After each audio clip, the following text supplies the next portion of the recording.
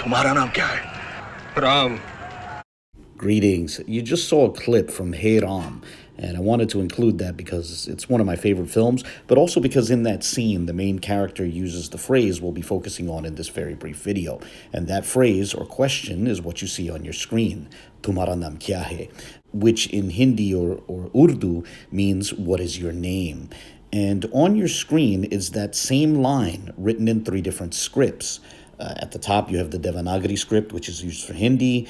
In the middle, you have the adapted Arabic script, which is used for Urdu. And then at the bottom, you have the Latin script, which I put in here just to help those unfamiliar with the other 2 scripts, to follow along. And full disclosure, I myself am not familiar with the Devanagari script.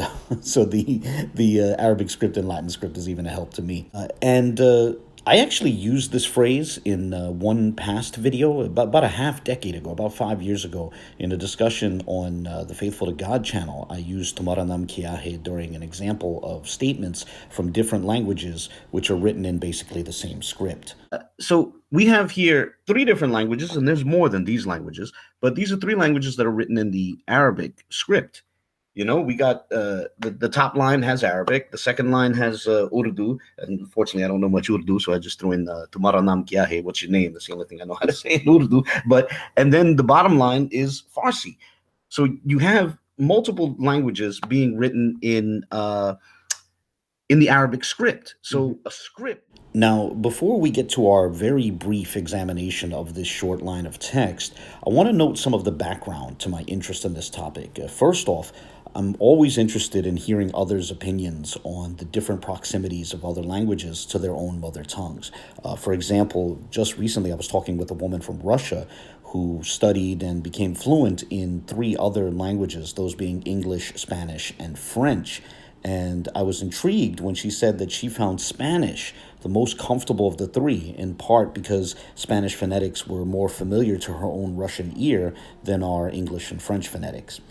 Now, bringing this a bit closer to the line we'll be examining, over the years, I've also met a bunch of Indians and Pakistanis, or perhaps I should say more specifically, I've met Hindi speakers and Urdu speakers who've studied Spanish, and they've said that Spanish felt more familiar than English, as they found that a surprising amount of the vocabulary seemed close to corresponding terms in their own language. And as I'll touch on at the end of the video, I think this little sort of thought experiment that we're going to do also has relevance to the concept of the vocabulary of one language being plugged into the syntax of another language. So with all of that in mind, and just for fun, I want to quickly look at this line, this question, Tumhara naam kya hai? And I want to compare it to corresponding terms in Spanish to get a small sense of that proximity, which was alluded to a moment ago by the Hindi and Urdu speaking acquaintances that I just mentioned. So jumping right in, as I said earlier, this phrase, again, Tumhara naam kya hai, is asking, what is your name? And it might be said that embedded within that first word is the Hindi or Urdu pronoun tu.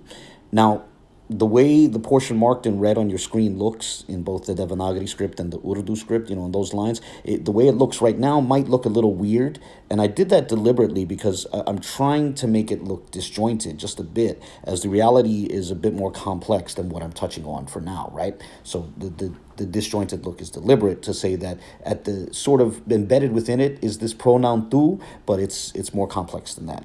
But nonetheless, right, what I'm proposing here preliminarily is that at the heart of the first word is the word tu, which in Hindi and Urdu is a second-person singular pronoun, just like the Spanish word tu, right, which is also a second-person singular pronoun, right? Hence why I put tu at the bottom of the screen, as I'm going to be placing the corresponding Spanish terms on that bottom line. Now, as I just said, the reality here is a bit more complex than just tu. What actually appears here is a slightly more formal or polite equivalent of tu, which is tum.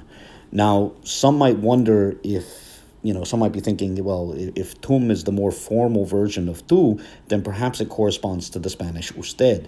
And I'm really not sure of that. It turns out that Hindi and Urdu apparently have an even more formal form, which is ap. So here I'm just going to continue to compare the Hindi and Urdu tum to the Spanish tu. And like I alluded to earlier, both mean you in the singular, right? They're both second person singular pronouns, right? Tum, tu.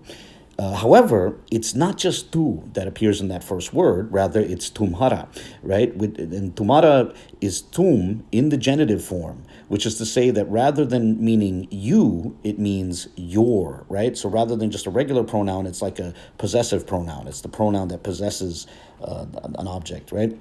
And the genitive form of the Spanish tu is tuyo, so hence why I now have tuyo at the bottom of the screen. So the Hindi and Urdu tumhara corresponds to the Spanish tuyo. Both mean your. And that first word, that was the most complex part of this line, right? From here onwards, it's going to get a lot easier, so we'll be moving a lot more quickly. You know, it's going to be a bit like racing downhill. The second word is the Hindi and Urdu naam, which means name, and it corresponds to the Spanish word nombre. After that, the third word is the Hindi and Urdu kya, which can mean what. So it's somewhat similar to the Spanish que. And finally, at the end of the Hindi and Urdu text is hai, which is the third person singular rendering of the verb to be. So it corresponds to the Spanish es, which is likewise a third person singular rendering of the verb to be. And now we've come to the end of our little string of text, right? And, you know, let me know if you found this interesting, as I might explore more examples like this. You know, I'm intrigued by the way different Indo-European languages line up, especially, so-called italic or Romance languages vis-a-vis Indo-Aryan languages. But before I close this video, I want to tie this back in with a concept that I alluded to at the beginning. And it's a concept that's come up in passing in a number of my previous videos, right? You see, in past discussions about modern Israeli Hebrew, I've talked about how because Hebrew was quickly adopted by so many Yiddish and English speakers, in practice, it can have a Germanic or occasionally even Slavic syntax. And taking this a bit further, it may be worth noting a perhaps infamous line by the German Semiticist who's named Gotthelf Bergstrasse. And I've seen his line come up in a number of different academic works. And the line basically posits that modern Hebrew might be eine europäische Sprache in hebräischer Verkleidung, which is to say a European language in Hebrew covering, or like in a Hebrew costume, right? Now, I understand that some might not be sure what that exactly refers to, so I wanted to use the text on the screen as part of a thought experiment, right? Imagine if Spanish died out as a living language, not the people, just the language. Imagine that all the descendants of today's Spanish speakers wound up adopting other languages and they lost their ability to speak Spanish, right? So in short, imagine a future in which Spanish is not spoken by anyone as a mother tongue. Rather, it only exists in old books, for example. Then imagine that there's a Spanish revivalist movement in specifically India and Pakistan, where Hindi speakers and Urdu speakers are trying to revive the Spanish language. They're trying to revive Spanish as a living language, right? So they're rapidly acquiring Spanish vocabulary and teaching it to their children.